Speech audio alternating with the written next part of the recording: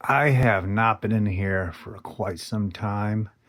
Yeah, look at that AFA authority sign. I always thought it'd be hilarious because that's an actual AFA sign from a Comic Con years ago.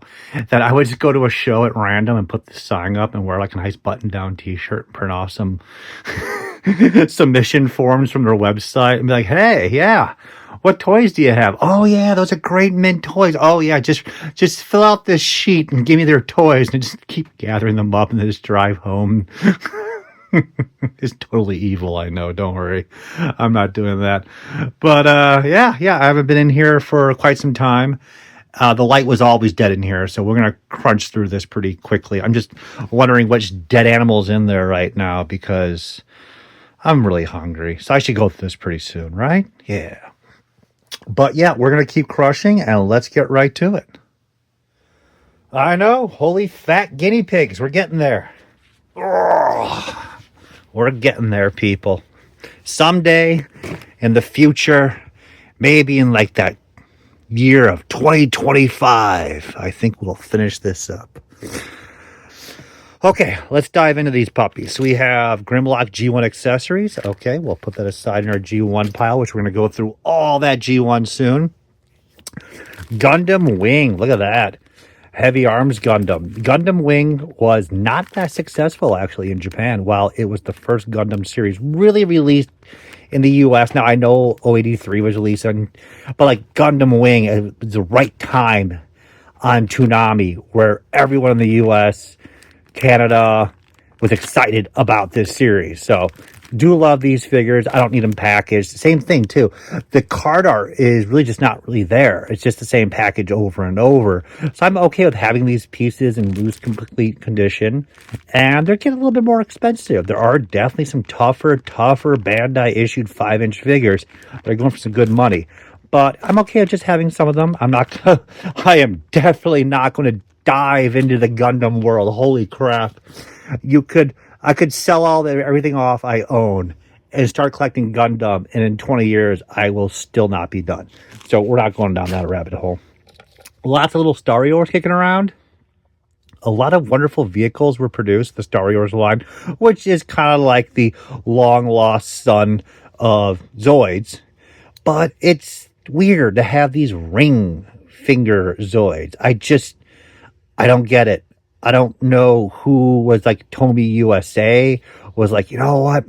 We gotta have things that involve rings for the children. And it's like, what? Somehow he probably bullied all those people on that board to make these ring Starriors, which is just, yeah. They're fun, more adorable. There's one more. These are like 25, 30, I think. Now, these are in very clean shape. And these could be duplicates. I don't know. That's why we're holding on to those. The little rover vehicles. Those were adorable. There's 4 different ones of these. And they're just little cute little rover vehicles. They run like 25, 30. Carded, they're much more difficult to get now. And again, like 20, 15 years ago, which is just crazy to say that, how time is flying by. But they were available. You can get these for like $5 each loose. Carded was $20 each. No one's super excited about them. Let's see. We had look at that. Rolling our bag. This is the Starriors base. Look at that. Keeping everything. Even extras for the little rover vehicles down there. That's awesome. This bag is probably worth about $50, $60 just by itself. Some of the pieces are leaking out. Like, I collect too much. Clearly, but I can get rid of aspects like the Batman stuff right now. I'm looking at, I'm just going to keep a couple pieces and get rid of the rest of it.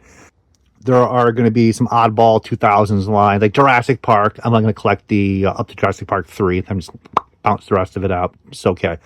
But Aliens, man, like, love that. I was into Dark Horse comics. I was reading everything. I was buying the toys. I was buying anything I can get my hands on. It was just, there's a deep passion for me on Aliens. So, speaking of Aliens, here's a wonderful piece. I think this is the giant size Scuda. So, Scuda got the license for Alien in the mid to late 90s. There we go. And produced this puppy. It was pre-painted. Let me make sure we got markings down there. 20th Century Fox, license agreement. Yeah, nothing else is helping me down there. Tails flopping around, but this should be a larger Scuda figure. I could be wrong on that. And in the 90s, a lot of American pop culture, horror films, and so forth were extremely popular in Japan. We were exporting so much stuff to them. It's crazy. They love Spawn. Spawn was everywhere. Nightmare for Christmas. They couldn't get enough of it. There was a gentleman that I knew who was going during the golden age of toy collecting. So he would set up at shows in Japan selling Spawn, Nightmare for Christmas, anything that he can get his hands on to sell in Japan, and then buy at stores and the shops tons of vintage Japanese toys that were dirt cheap, and then bring back to the US. But after a while, as you can see, they got the license themselves in Japan to produce their own toys, and that was the big turning event where Japan got involved in making their own stuff. And you know what, we really don't need those American toys anymore. So this is a wonderful piece. I mean, I can go to deep dive later about alien stuff from Japan, which we'll do maybe someday in the future.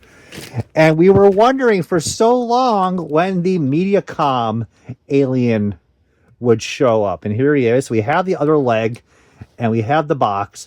So this is one of the first companies that came out, and they said they wanted to make very detailed, highly posable action figures, 12-inch scale. And it was a company called Medicom. Pretty much the predecessor for Hot Toys.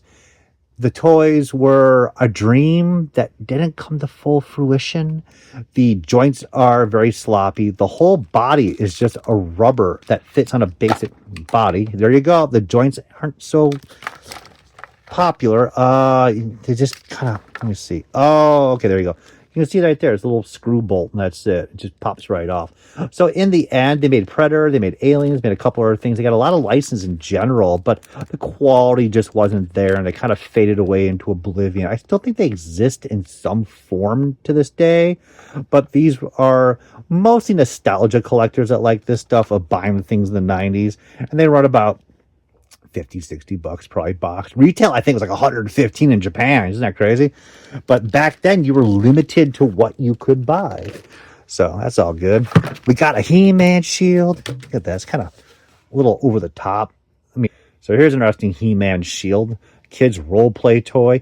You don't see much role play toys in the 90s. Mostly the 80s kids have these things to beat the crap out of each other. And you're going to want a shield. Trust me. But I just love how, like, yeah, what should we do? Well, the shield's pretty damn generic. What should we do to it? I don't know. Let's take the red cross off it. Let's just put He-Man's face on it. Yeah, that's great. Let's just make it all He-Man's face. Yeah, that sounds good to me. 5 He-Man faces just randomly staring at you with a blank expression. These run about 15, 20 bucks. I mean, they're out there in a fair number. They're uncommon to find stuff like this, but box dead stock unused, then you might get some primo money for that. But it's just fun stuff. Blue Thunder. Oh my Lord. So this, vintage toys, right? They like to bite you, take a little skin sample, a little bit of blood for the offering of the vintage toy god right there.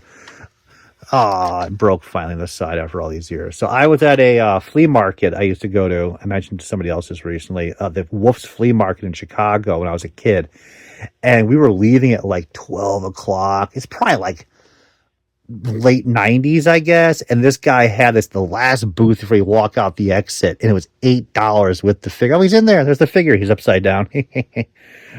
The gun rotary system is not the best right now with gravity. This is a gorgeous, over-the-top toy that this toy company had no business producing something this amazing. And I'm surprised, but I get the concept where it was a great toy. It had a basic, decent action figure, a 3.75-inch posability, but it was a movie. And the movie only lasts in the theater how long before it's gone, right? So the toy shelf life was limited, even though it was a badass helicopter. So I'm still pretty happy I have it. It is damaged. The market's kind of gone down on these things. I think it's probably only worth about $125 now, and that's about it, which is still fine and cool. But, like, my gosh, what company was it? Oh, it was Multi-Toys. It's been a while, guys. Multi-Toys. So I'm going to keep this piece for now. It's hardcore, keep 80s, keep most of the 90s stuff, and as I said, later stuff we're going to let go. We got some Captain Power. This is part of the base. The rest is probably kicking around. Captain Power is a lovely line. Mattel actually put money into it. They probably had a stipulation with the contract, or I think they actually assisted in the actual programming being made. So it's kind of hand in hand. But at that point, you have to make higher quality plastic toys. You can't be cheap on the matter, especially with the gimmick of the interaction with the TV and the toys that you're producing, which are very expensive, which kind of led to the downfall when the toy action figures were amazing. The vehicles were more lackluster and overpriced, and that's what you're trying to sell, to be honest with you. I wish I had more. I did finally pick up the Dread Commander. I have an open card. I have a Dread Trooper on an open card. So I'm happy to have like a little display ability, but I would like to get some more of these figures, to be honest with you. That being said, not big bucks. We got a Norador from He-Man Canon from New Adventures, another wonderful Kenner Predator. We have a whole bag of those. This is a Village Toy. Look at that. Village Toys randomly comes out of the woodwork against Remco and Tonka GoBots and Transformers. And they made these simplified but very GoBot-esque with metal. Can't knock them there. Transforming robots. And I think this guy's head is just completely gone. Or I have to rotate it around. There was one Corvette that had two heads and it would rotate the bumper and it would form those two heads. Lovely line. Very underrated, but not big bucks, like 10 bucks. We have a random robot box for those guys. We got our Predator. This is the KB exclusive in the darker green tone. Very hard to get that. About 10 to 15. I'm going to keep that puppy. Zoids we'll wrap up with. This is the Dark Pegasus from Techno Zoids. Originally, this piece was from the final series and was a white Pegasus from Japan. And that series is incredibly hard to find in Japan. Very expensive until they reissued a number of them, including King Gojulas. Oh my God, he's so awesome. But the black version was only produced in Techno Zoids. So this one actually runs about 150 loose complete. I have no idea if it's loose complete. I just tossed in here after I bought it at a show. I was like, how much is that? 10 bucks. Hell yeah, I'll take that. And we'll wrap it up with the Zoid aspect and the Starrior aspect with these empty boxes. Look at this. Gore, the Lord Protector. Now, that's a damn good kid's name, to be honest with you. So long time ago, when the Euro was established, like early 2000s probably, I was picking up a lot of international Zoids off of eBay Germany and eBay France and eBay UK. Shipping was cheap, unlike now. And I got a guy to sell me a giant, like 6 foot long store display for Zoids from the UK. And included with it was a lot of these boxes the guy must have picked up in France. And I just kept them because why not? So that's really cool. The giant gorilla's famous. We got the Red Scavenger. That guy. Giant pill bug carrier. Has a little transport that's behind it. There it is. So you can carry other Zoid figures. Oh, there it is. Look at them. They're so happy together. And then we have the Great Gorgon. That's just an excellent shot to impose the size of that character. And I should have had the toys too kicking around here. But again, when it comes to the point we are in time right now and the cost of these vintage toys, I am not going to go out and pursue dead stock European Zoid sealed. Just be happy with these open box pieces because there's a point where it's just too much, guys.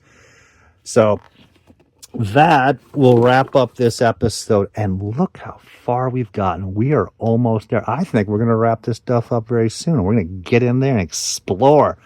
And then probably find like a subterranean tunnel.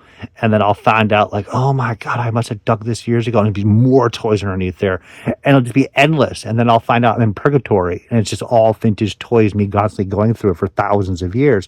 Which is a good thing. It's a good thing. I'll see you guys later.